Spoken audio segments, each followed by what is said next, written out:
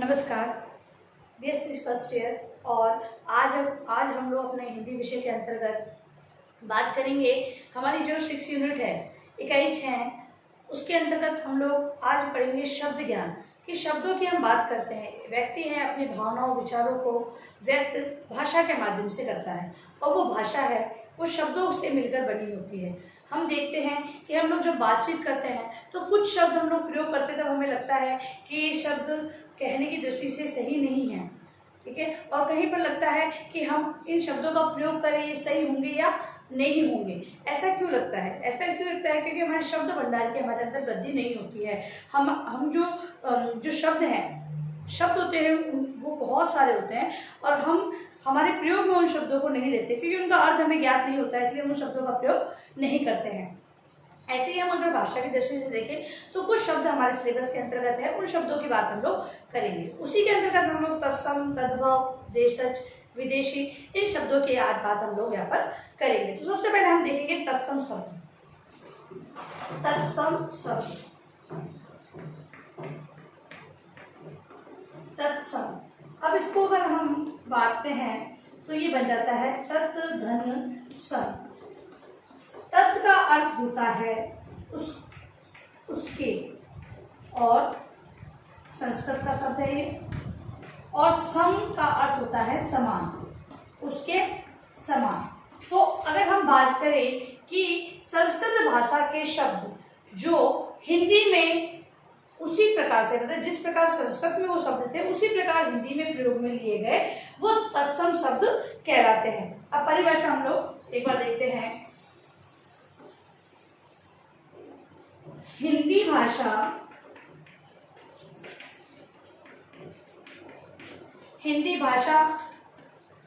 में संस्कृत के शब्द, हिंदी भाषा में संस्कृत के शब्द जो यथावत, मतलब कि जैसे थे, जैसे संस्कृत में थे वैसे हिंदी में ले लिए गए, यथावत प्रचलित हो गए, वे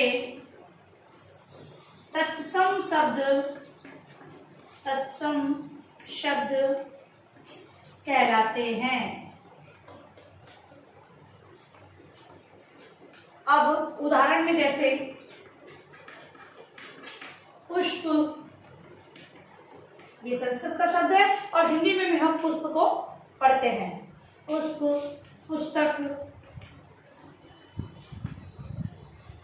अमूल्य, बालक, सुंदर, नित्य, ये उदाहरण है, ठीक है। तो समझ में आया? तत्सम शब्द कैसे होते हैं? तत्सम, उसके समान। किसके समान? तो संस्कृत भाषा के समान। हिंदी भाषा में ऐसे शब्द जो संस्कृत के शब्द जो हिंदी भाषा में यथावत ही प्रयोग में लिए जाते हैं, वे तत्सम शब्द कहलाते हैं। उदाहरण के रूप में हम लोगों ने इनको देखा। अब दूसरा जो है वो है तद्भव शब्द। तद्भव दूसरा शब्द है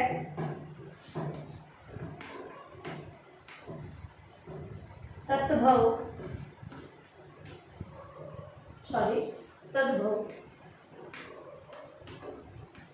तद्भव। अब अगर हम इसके टुकड़े करें तो तद धन भव हो जाता है, और तद का अर्थ यहाँ पर है उससे, और यहाँ पे भव ये नहीं होता है उत्पन्न, उससे उत्पन्न। अब यहाँ पर कि संस्कृत में जो शब्द हमने हिंदी में प्रयोग में लिया, अब हिंदी में आकर उसका कुछ और शब्द बन गया, उसे हम कहते हैं तद्भव शब्द। मतलब कि ये एज इट इज संस्कृत का शब्द नहीं होता है, यहाँ पर हिंदी में आकर उसमें परिवर्तन हो गया होता है। जैसे कि हमें परिभाषा में देखें, उससे उत्पन्न, मतलब कि उससे उत्पन्न हुआ। तो अब संस्कृत भाषा, संस्कृत भाषा के वे शब्द, संस्कृत भाषा के वे शब्द जो कुछ रूप परिवर्तन, जो कुछ रूप परिवर्तन के साथ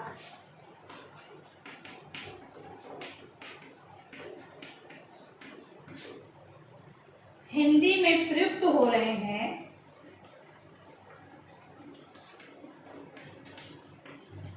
हिंदी में प्रयुक्त हो रहे हैं,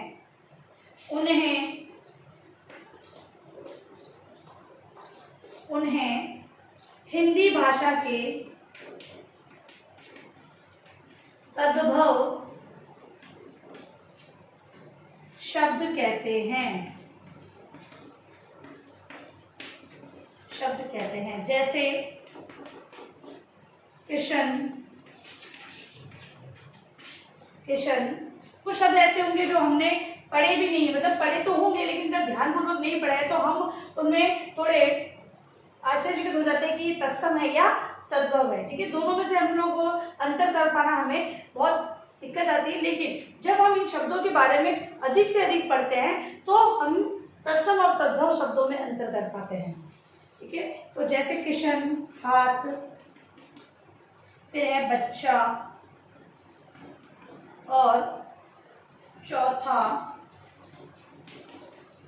आदि। ठीक है, ये शब्द है तद्भव। तद्भव मतलब कि संस्कृत के जो शब्द है जो हिंदी में प्रयोग में लिए गए हैं, यहाँ पर आकर हिंदी में आकर उसका रूप परिवर्तन हो जाता है, वो तद्भव शब्द कहलाते हैं। अब है देशज। चौथा जो प्रकार हम पढ़ेंगे वो है देशज, तीसरा देशज। देशज शब्द मतलब कि जो स्थानीय प्रभाव के कारण जिन शब्दों का हम उपयोग में लेते हैं वो देशज शब्द कहलाते हैं। जैसे कि देश धन ज, मतलब देश से जो जन्मा हुआ हो, देश में ही जिसका जन्म हुआ हो वो देशज होता है। देशज शब्द का अर्थ है देश में जन्मा, जिसका जन्म कहाँ हुआ है, देश में हुआ है। तो शब्दों की बात कर रहे हैं, जन्मा। वे शब्द जिनकी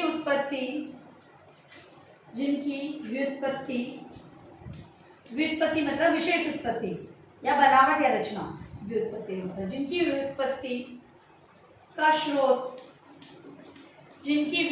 का स्रोत मालूम नहीं हो पाता,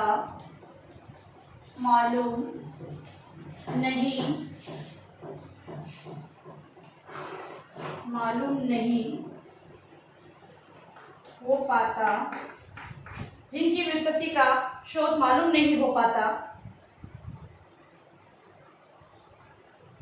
अथवा क्षेत्रीय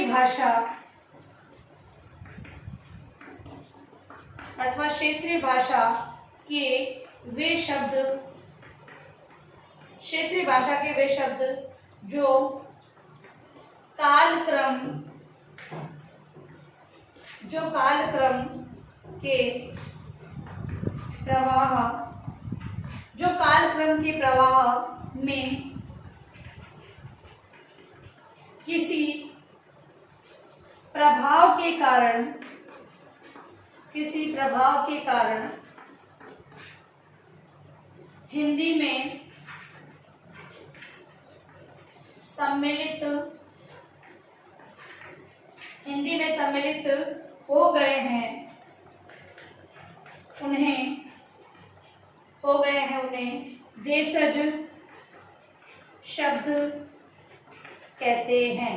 देखिए जैसा कि बताया कि जो देश में जन्मा हुआ है ना, मतलब कि ऐसे शब्द जिनकी उत्पत्ति देश में हुई है, किसी ऐसे काल क्रमानुसार जिन शब्दों का प्रयोग में ले लिया गया है उन्हें, या फिर क्षेत्रीयता के कारण उन्हें अपनाया गया है, ऐसे शब्द देशज शब्द कहलाते हैं। अब अगर उदाहरण की बात करें तो जैसे थैला,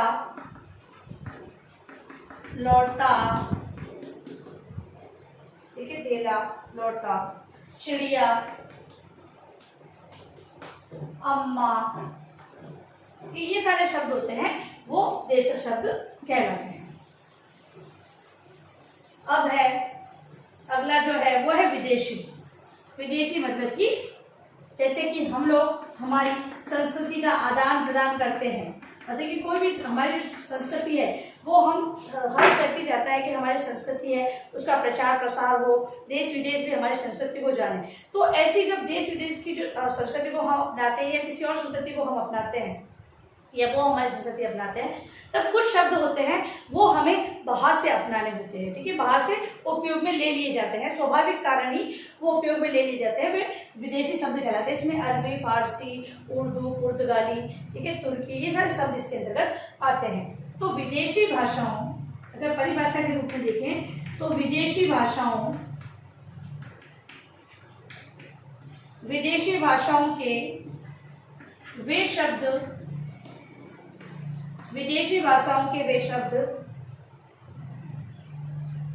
जो भाषाई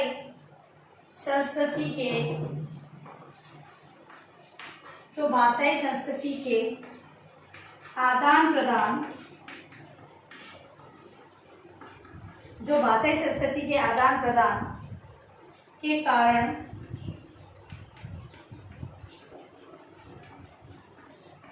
हिंदी में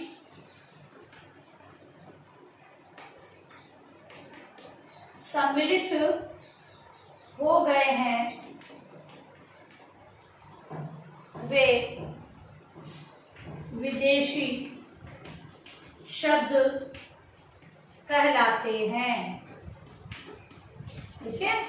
अब इसके उदाहरण में देखें तो यहाँ पर जैसे तुर्की शब्द है बेगम। इसके अलावा जापानी शब्द की बात हम करें तो रिक्शा, सायोनारा, ये शब्द की बात कर रहे हैं हम लोग। और भी उदाहरण है इसके अंतर्गत हम लोग चीनी तो लीची और चाय शब्द सुनते हैं जो कि चीनी शब्द है। फिर है अरबी शब्दों की बात करें हम तो औरत और आदमी, बहुत सारे शब्द हैं, कुछ एक शब्दों को मैं यहाँ पर उदाहरण के रूप में आपको लिखवा रही हूँ। आदमी। फिर है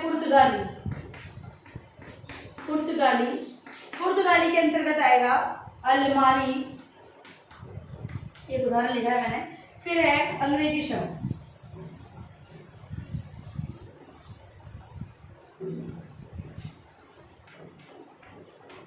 अंग्रेजी के अंदर स्कूल आ जाएगा, स्टेशन हो गया, स्टेशन ऐसे भी हम लोग उसका उपयोग अपनी भाषा में करते हैं। ऑफिस और डॉक्टर, ये हो गया, ठीक है। तो ये हो गए विदेशी। जैसे कि हमने 4 तत्सम, तद्भव, देशज और विदेशी, ये शब्द हमने आज पढ़े कि ये होते क्या है। अब जैसे कि हम लोग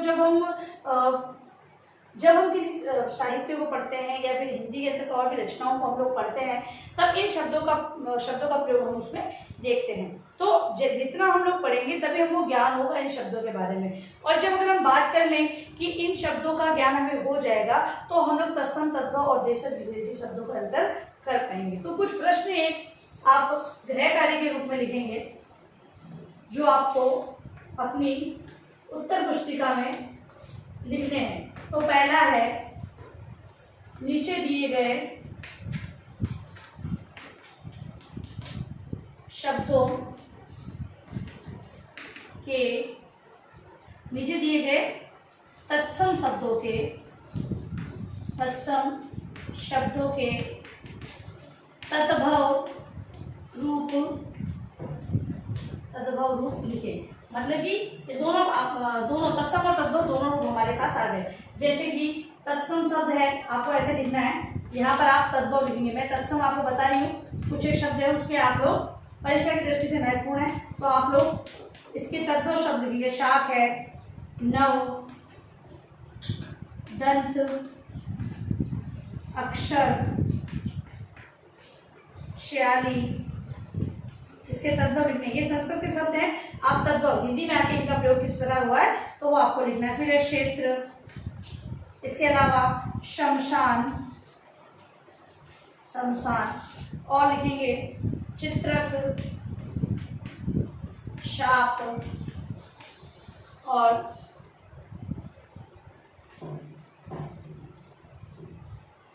रागी। ठीक है, ये है आपका होमवर्क जो आपको अपनी उत्तर पुस्तिका में लिखना है। इसके अलावा 2 प्रश्न और आपको लिखने हैं। ये पहला प्रश्न था। दूसरा लिखें, किन्हीं 5 देशज शब्दों को अपनी उत्तर पुस्तिका में लिखें। ठीक है, आपको जो बुक मिली है उसी बुक में से आप लोग इन शब्दों को ढूंढकर 5 शब्द आपको लिखने हैं। फिर लास्ट प्रश्न, जो शब्द मैं बता रही हूँ उसमें से आप लोगों को देशज, विदेशी, ठीक है, ये सारे शब्द आपको लिखने हैं। जैसे कि चॉकलेट, अफसोस, शब्द बताने कौन कौन सी भाषा की, मतलब कि विदेशी शब्द है, विदेशी शब्द किस भाषा के हैं वो लिखने हैं आपको। असर, इसमें सब ढूंढने हैं। चाबी, तौलिया, इंजन,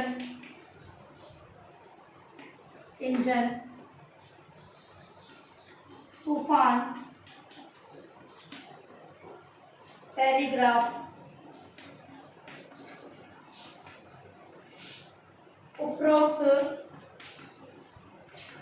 शब्द,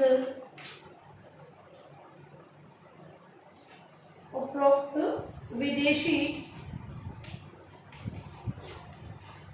शब्दों को अलग अलग लिखिए।